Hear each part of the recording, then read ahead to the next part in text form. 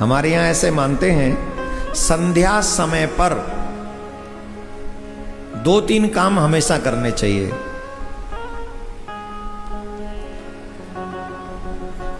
करने चाहिए 2-3 काम। और हम जो कहने जा रहे हैं शिव जी ने उसकी आज्ञा भी दे दी। बोले हाँ सही कह रहे हो एकदम। और 2-3 लोगों को भी पता चल गया कि हम क्यों कह रहे हैं ये बात।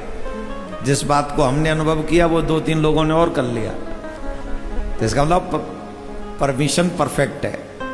जो हम कहने जा रहे हैं बात सही है। 2-3 काम शाम को अवश्य करने चाहिए। पहली बात, शाम को या तो तुम भजन करो या भगवान की कथा सुनो। ये काम जरूर होना चाहिए। दूसरा, शाम को अपना दरवाजा खुला रखो घर का। हालांकि आजकल मच्छर वगैरह बहुत आते हैं इसलिए लोग बंद रखते हैं, पर शाम के समय दरवाजा खुला हुआ होना चाहिए। और शाम के समय आपके घर में दीप प्रज्वलित अवश्य होना चाहिए। और एक दीपक अगर तुम शाम को देहरी पे जलाओ तो कहना ही क्या है। थोड़ा सा जल छिड़क के वहां पर दीप जलाओ,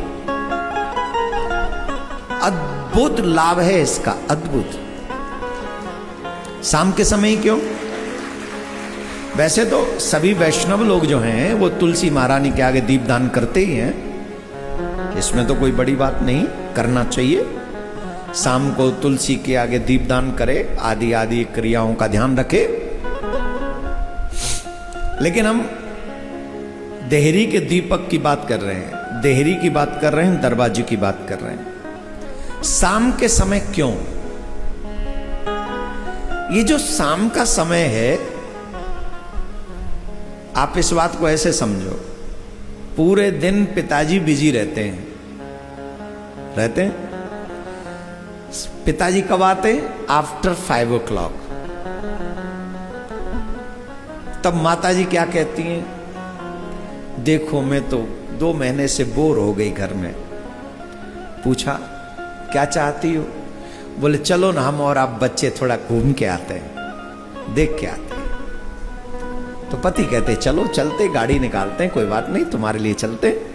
तो अपने बच्चों के साथ तब पिताजी बेंगलोर की मार्केट में, जहां प्लेस अच्छा हो, उनको लगता हो, जहां की रिक्वायरमेंट देवी जी कर दें कि I want to go that place, तो फिर इट्स ओके। अच्छा, अब देवियां मुझे बड़े घूर घूर के देख रही, बोले इतना भी अच्छा नहीं मिला हमें। और तुम जिन को मिल गया है उनकी बात कर रहा हूं, जिनको नहीं मिला वो तुम जानो, तुम्हारा काम जाने, हम क्या करें। कोई तो मिला, किसी को तो मिले ही है। ऐसे कईयों के पास हैं जो पत्नी कहती हैं वो देवता करते हैं। और मैं तो कह रहा हूं अब ऐसे ही पतियों की जरूरत है कलयुग में। अपनी मत चलाया करो। सतयुग, त्रेता युग, द्वापर युग में पत्नी पतिव्रता होती थी। कलयुग में थोड़ा सा चेंज हो जाओ, तो यहां पत्नी व्रता थोड़ा बनो, फायदे में रहोगे बेटा। तो पिताजी पति बच्चों को लेके घुमाने ले गए और घुमा के वापस आ गए। तो बताओ पत्नी को अच्छा लगा कि नहीं लगा? बच्चों को अच्छा लगा कि नहीं लगा? लगा कि नहीं? बोलो, लगा? हमारे पिताजी कौन है? बोले शंकर भगवान। माताजी कौन है? माँ पार्वती। एवरी इवनिंग में नगर भ्रमण पे निकलते हैं, वो अपने बच्चों को देखने के लिए निकलते हैं। हर शाम को शंकर भगवान और माँ पार्वती पूरे संसार जगत को देखने के लिए निकलते हैं। ये कर क्या रहे हैं? और जहां जहां अच्छी प्रवृत्तियां होती हैं वहां माताजी ठहर जाती हैं। रुको ना थोड़ा, देखो नहीं बच्चे क्या कर रहे हैं, सब हम उन्हीं की संतान तो हैं। तो वो कहते देखो ये बच्चा कितना अच्छा, ये देखो बच्ची कितना अच्छा कर रही है, देखो यहाँ आपका नाम लिया जाए, देखो आपकी कथा चल रही है, देखो आपके लिए दीपक भी जलाया। तब शंकर भगवान कहते अच्छी संतान है हमारी। और वहीं शाम को कुछ ऐसे भी संतान है भगवान की कि उनके कीड़े 5 बजे से चलते हैं। 4 बजे, 4:30 बजे ही उनके कीड़े जगते हैं। और जैसे ही ऑफिस फ्री, वो सीधे घर नहीं आते हैं, वो कहीं और ही चले जाते हैं और वहां पर कुछ भी करते हैं। तब माता जी उन्हें देखकर रुष्ट हो जाती हैं और कई घरों में देखती हैं माता जी, वहां पर मांस बन रहा है, वहां माता जी पिताजी दोनों रुष्ट हो जाते, अरे राम राम राम। कई घरों में देखते हैं यहां पर स्त्री का अपमान हो रहा है, उल्टी सीधी हरकतें हो रही हैं, तब माता जी पिताजी को बड़ा कष्ट होता है, कितने भाग्य से इनको मानव जीवन मिला और ये कैसा अपना नाश करने पे लगे हुए, अरे राम राम राम, डूब मरना चाहिए इनको। नोट हो जाता है उसी समय बाबा प्रण कर लेते, इस घर में दोबारा नहीं झांकना, यहां पतन होगा इनका। मां पार्वती कहती मैं भी नहीं आऊंगी, यहां तो जीवों की हत्या हो रही है। अभी न्यू ईयर निकला है, न्यू ईयर 31st नाइट में ऐसे ऐसे वीडियो दिखाए गए हमको, धिक्कारी आ जाए। जवान जवान बेटियां नशे के करके नशा कर करके सड़क पे पड़ी हुई, यही बेंगलोर में ही MG रोड, पुलिस वाले उठा उठा के ले जा रहे हैं, जनता उठा उठा के साइड में रख रही है, जहां पड़ जाओ।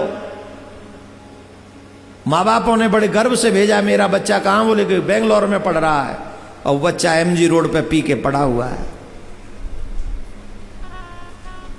ऑलमोस्ट हिंदू बच्चे,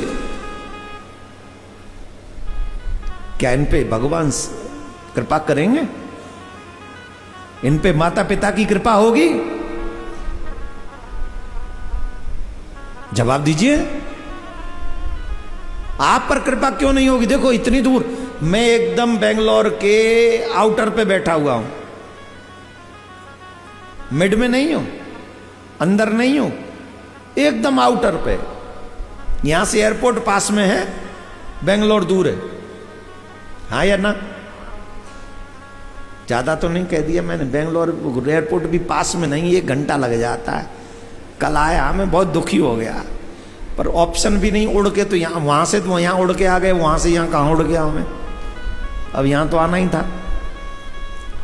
लेकिन फिर भी आउटर ही माना जाएगा ये प्लेस। और आप, मैं जानता हूं मेरे शिष्य जो यहां बैठे हैं, बेंगलोर के उस कोने से आया और कोई इस कोने से भी नहीं हिला, तुम उस कोने से आ गए, तो माता जी प्रसन्न नहीं होंगी?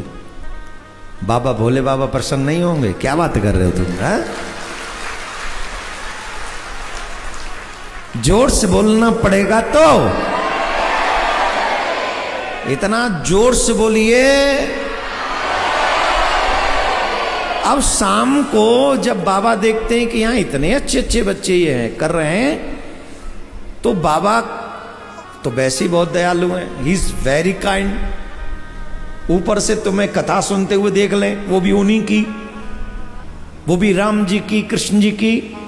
शाम के समय अगर आप कथा सुनते हो, चाहे भागवत सुनो चाहे राम कथा स्वयं बाबा सुनते, भागवत कथा स्वयं बाबा गाते हैं, और ये तो उनकी कथा है। कोई भी कथा अगर शाम को आप सुनते हैं तो बाबा प्रसन्न होते हैं, मां पार्वती प्रसन्न होती हैं, बहुत कृपा करती हैं, बहुत। क्योंकि वो नगर भ्रमण पे बच्चों को देखने के लिए जब जाते हैं, तो आप और हम जब शाम को ये कथा सुन रहे हैं, तो ये हमारे लिए परम सौभाग्य का विषय है, परम सौभाग्य का।